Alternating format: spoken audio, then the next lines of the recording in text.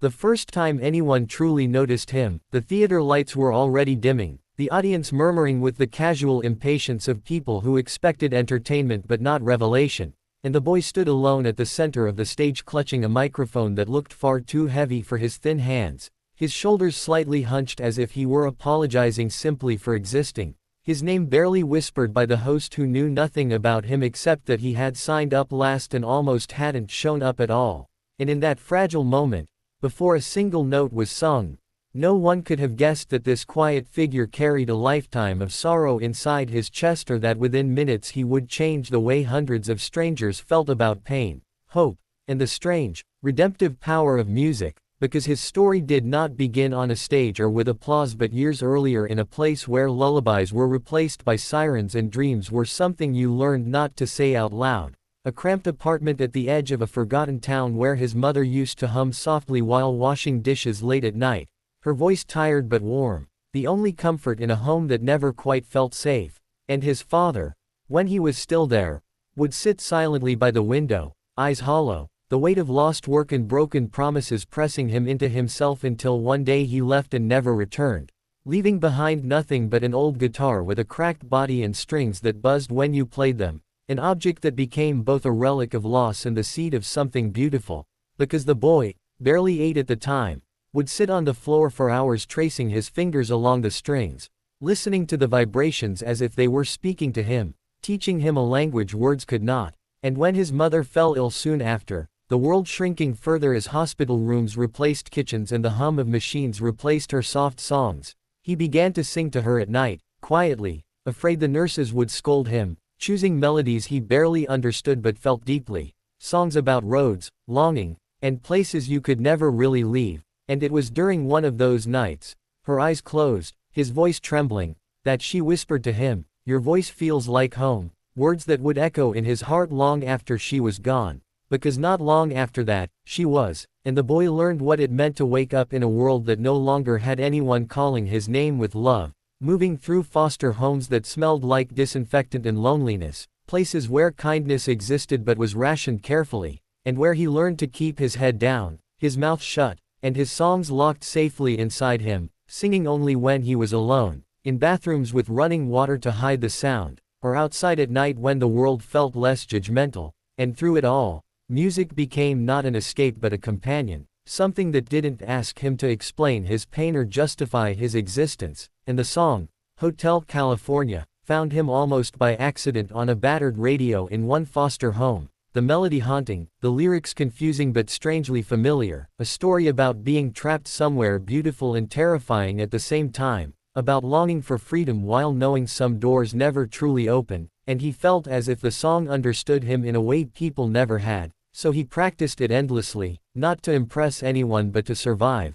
shaping each note with care, pouring into it every goodbye he never got to say, every night he cried silently into a pillow, every moment he wished someone would look at him and really see him. And years passed this way, unnoticed, until the night of the local charity showcase, an event meant to raise money for community programs,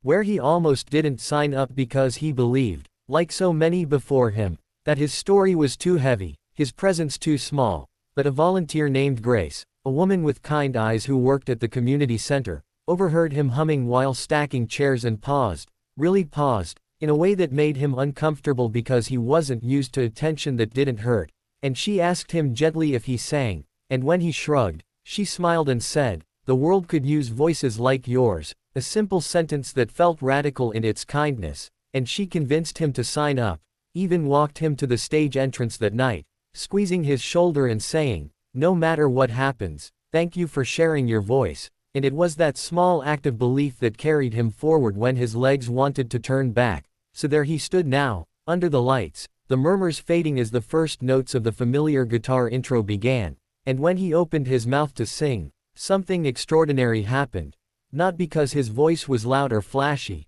but because it was honest, raw, and unguarded, each line delivered with a depth that silenced the room, his tone carrying both fragility and strength, as if pain and hope had made a truce inside him, and people leaned forward without realizing it, some frowning, some holding their breath, because the song felt different in his hands, less like a performance and more like a confession. and as he sang about mirrors on the ceiling and voices down the corridor, his eyes closed briefly, memories flooding back. Hospital hallways, foster home corridors, endless nights wondering where he belonged. And when he reached the line about being unable to leave, his voice cracked just slightly, not enough to break the song but enough to break something open in the audience, because they heard not a boy singing a classic rock song but a soul telling the truth. And halfway through, something unexpected happened. A woman in the front row began to cry quietly, then another, and then a man who hadn't planned on feeling anything that night wiped his eyes, and by the time the final notes faded, the silence was so complete it felt sacred, as if no one dared disturb what had just passed through them. And then the applause came.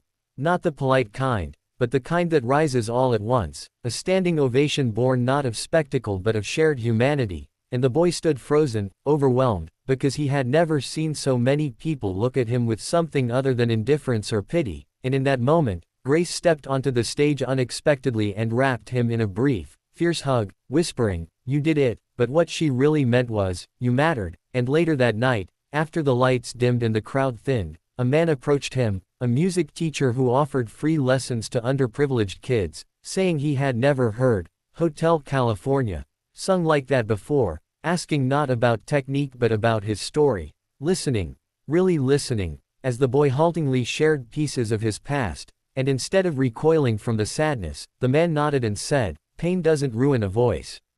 Sometimes it gives it purpose," and offers followed, not of fame or instant success, but of support, lessons, mentorship, places to belong. And the most powerful moment came weeks later when the boy returned to the community center to perform again. This time for children who looked just like he once had, tired, guarded, unsure. And before he sang, he told them simply, "I didn't think my voice mattered either." And as he sang, he watched their faces soften, saw hope flicker where resignation once lived, realizing then that the true transformation wasn't his own success but the way his vulnerability gave others permission to believe in